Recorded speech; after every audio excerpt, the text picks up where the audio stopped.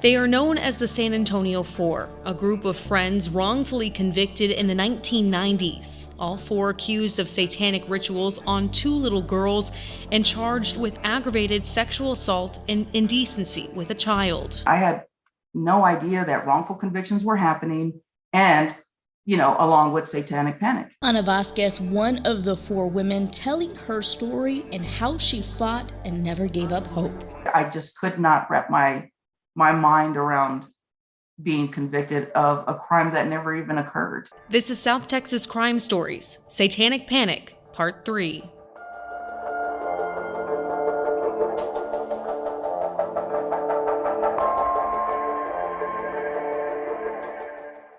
It was the summer of 1994. Elizabeth Ramirez had her two nieces, who were 7 and 9 at the time, spend a week with her.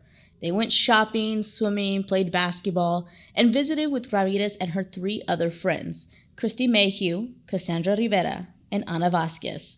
All four women were lesbians, and according to Ana Vasquez, being at Ramirez's apartment was a sort of safe haven. Back in the early 90s, the LGBTQ community was not looked at as the way it is now. So being at Liz's apartment, for the four of us, that was our safe haven. That was our safe place that we could be ourselves, really, because I was never able to show my authentic self. Never did I imagine that this fun-filled week would change my life forever. A few months later, Vasquez gets a call from a San Antonio Police Department detective who told her that she was being accused of sexual assault by Ramirez's nieces. As you can imagine, shock, humiliation, all sorts of emotions were going through my mind, but I was like, this is a mistake.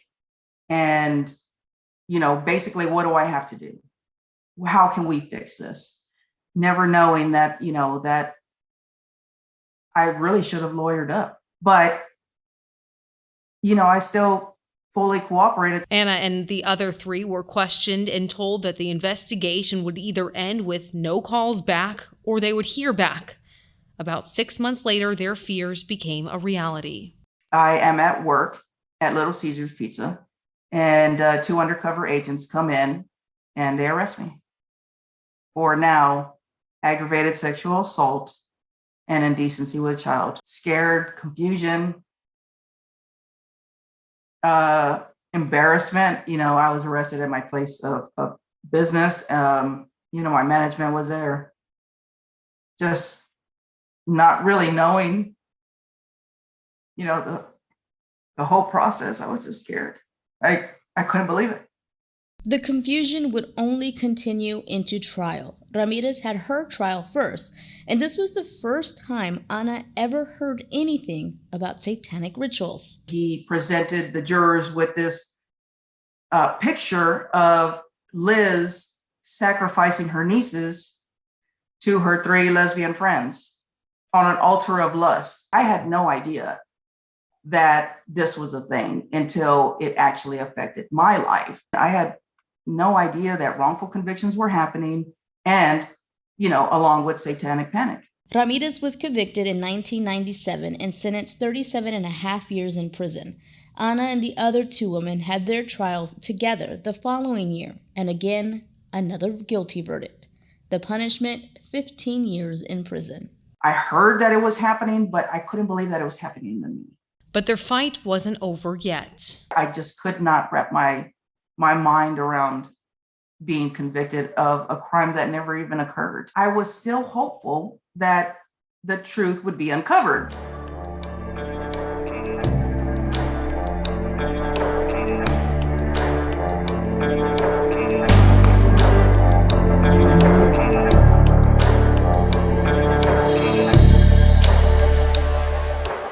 They get this guilty verdict and their lives change. They go to prison. They're no longer free women in this case. They're convicted of the crimes that they were accused of with no evidence behind them. Yeah, and this life that they're now living in prison for Ramirez is 37 years and Ana and the other two women 15 years. I can't imagine that feeling of knowing you're going to jail And we always hear people say, oh, I'm wrongfully convicted, but they really were.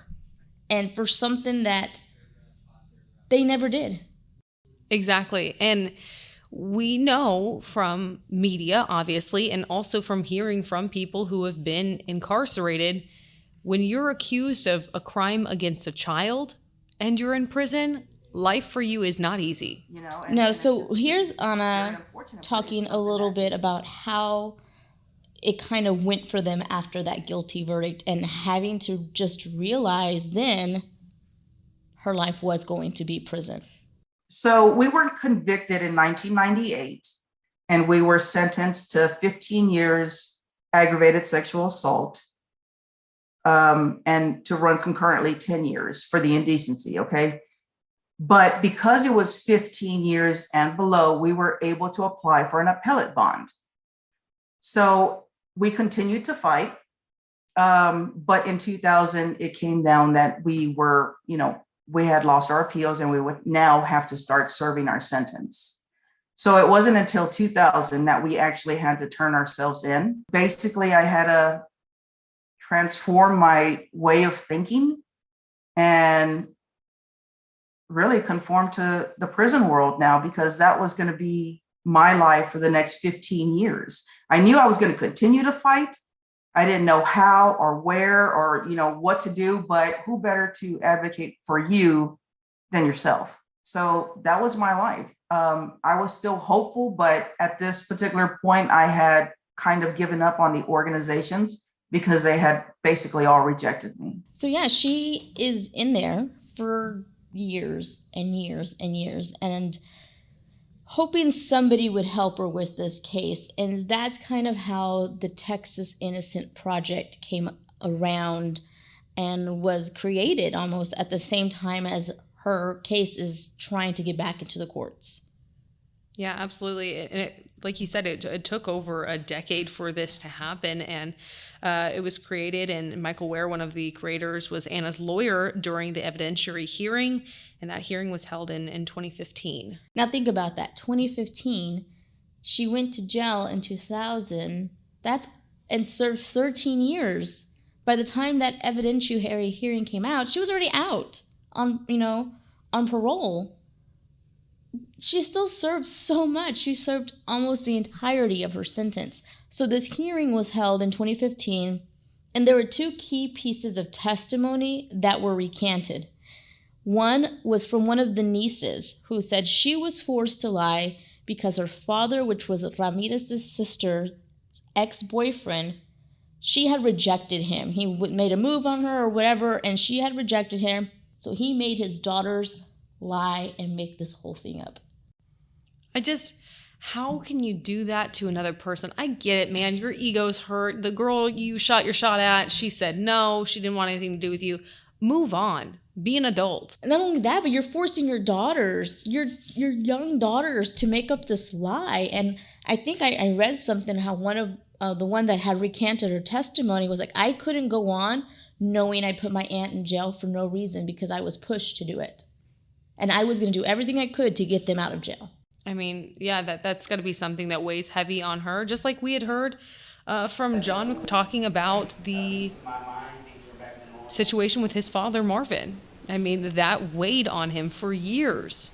Yeah, and still now, that was 1991, still dealing with it in 2022. Absolutely. So it doesn't go away. But there's another piece of testimony that was recanted that's almost infuriating. And here's Anna talking about that specific evidence that was now being recanted. At this time, what they were presenting was the fact that the scientific proof, which Dr. Nancy Kellogg had testified to, was now basically junk science is what they call it. So I want to kind of, you hear that and you're like, junk science? Mm-hmm. Like, this is the same thing we talked about before where that other doctor, I just didn't know the female anatomy. What is with these doctors testifying in these cases and not knowing real medical science? I don't get it. You can't be a doctor. Yeah, right? So Dr. Kellogg, so her name was Dr. Nancy Kellogg, at the time of the trials had research that said that scarring that was on one of the girls was evidence of sexual trauma. And she even speculated that these were acts of satanic related. But later, when she went back, she recanted that and said that she was wrong. And even the American Academy of Pediatrics published a long-term study that this trauma doesn't actually leave any scarring. So she finished out doing some research rather than just saying what she thought on the stand, that ultimately led for women to go to prison for something they didn't do. And she went up and read on it more and was like, oh, I was wrong. Yeah, pretty much. But this was like I said, 15 years later after the fact. So Anna was released in 2012. She served the 13 years. The others remained in prison but were released on bail in November 2013. Now, April 2015 was that evidentiary hearing. November 2016, the Texas Court of Criminal Appeals granted the writs and vacated the convictions, something they knew all along that they were wrongfully convicted for. This was a huge case here in San Antonio. The San Antonio Four have gone on to be known nationally because of this case. So I want people to hear Anna talking about her exoneration and when it finally happened. It's something that we've said all along, that this did not happen. And so I guess it was like confirmation, right? That what I had been saying came out to be true. But it was a huge relief, as you can imagine. Finally, we were done. This was now at the end, or so I thought. You almost want to be like, told you so. What do you think I've been saying for the last over a decade? And I like how Anna ended that last quote. They thought it was over, but it wasn't over. Mm-hmm. And so she thinks she's cleared. She's out living life, doing talks at schools about her experience. So she goes to a school and she gets red flagged because her record hadn't been expunged yet. So she still had it on her record, which was a whole nother process. And it took another year or two for them to get that cleared off their records. Yeah, because she was convicted of a crime, a sexual crime against a child. You can't live your life normally if that's something you're convicted of. Of course that needs to be expunged when you didn't do anything. Yeah, it's ridiculous, the process, how long it took. And we're seeing this with Melvin Queenie's case. I mean, here we are still waiting to even see if he's going to get exonerated. And that evidentiary hearing was in June. So it is a long judicial process. They were paid back for their time that they served, but unfortunately, satanic panic is still something we see today. In our modern day, we're seeing it now. Yeah, and this comes into play with QAnon. And, it's not as prevalent as satanic panic was. And people weren't necessarily getting convicted of satanic crimes or like they are right now. I mean, that's not necessarily happening, but there is still this belief in something that is not true. Yeah, and Anna, who of course lived through this and knows pretty much a lot about it because she now helps others, but she talked about how she is seeing this play out right now through QAnon and how it's kind of taking over in the political aspect. Well, I haven't seen them in actual court cases being a thing now, but do I see it in the media? Yes. I mean, but now it went from like a moral panic or religious panic to now political. And, it can affect anybody, right? It's ridiculous. They're weaponizing it to hurt people and not really realizing that it can affect a life. Even the accusation alone can be detrimental for somebody, financially, emotionally, and so on and so forth. And Anna made a good point. It's not so much that people are going to court and going to jail for this, but just the threat and just saying this can hurt somebody's life, can really have an impact on somebody's life, career, beyond that.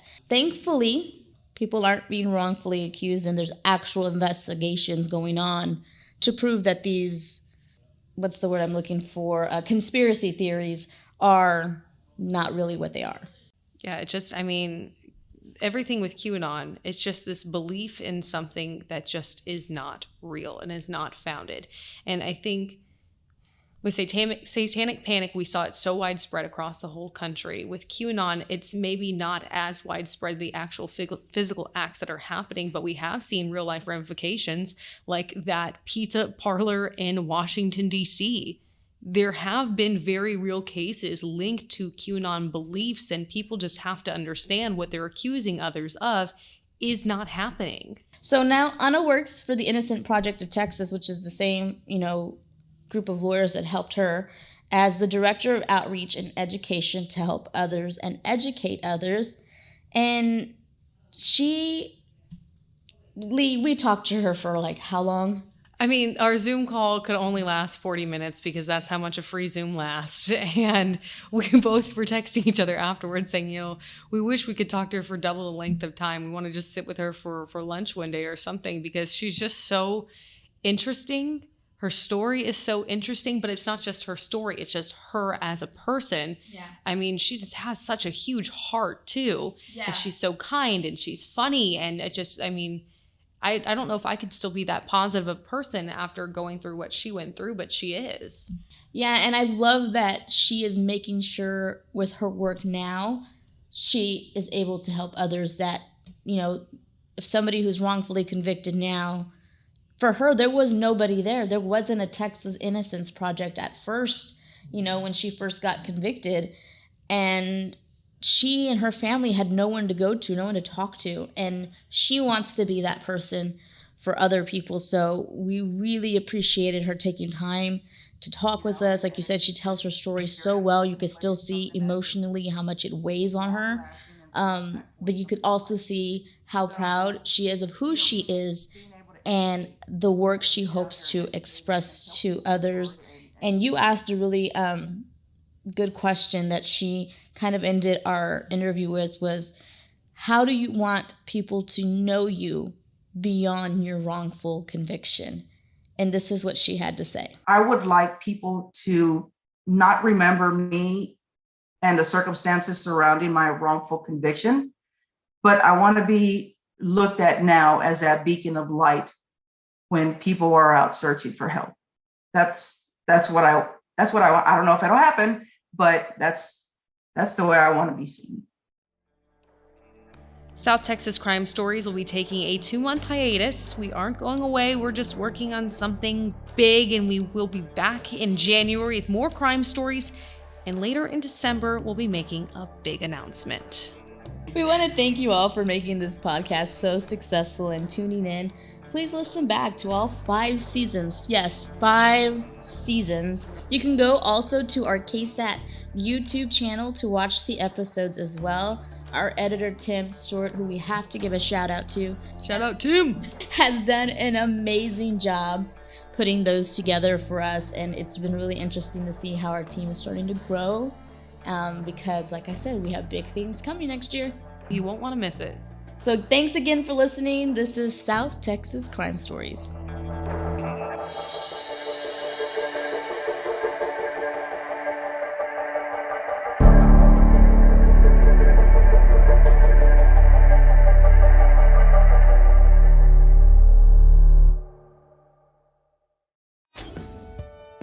Hello, everybody. Stefania Jimenez here. Thank you so much for watching KSAT's YouTube channel. Keep up to date with all of San Antonio's top news, weather, and so much more by clicking the like and subscribe buttons below. And once again, thanks for watching KSAT.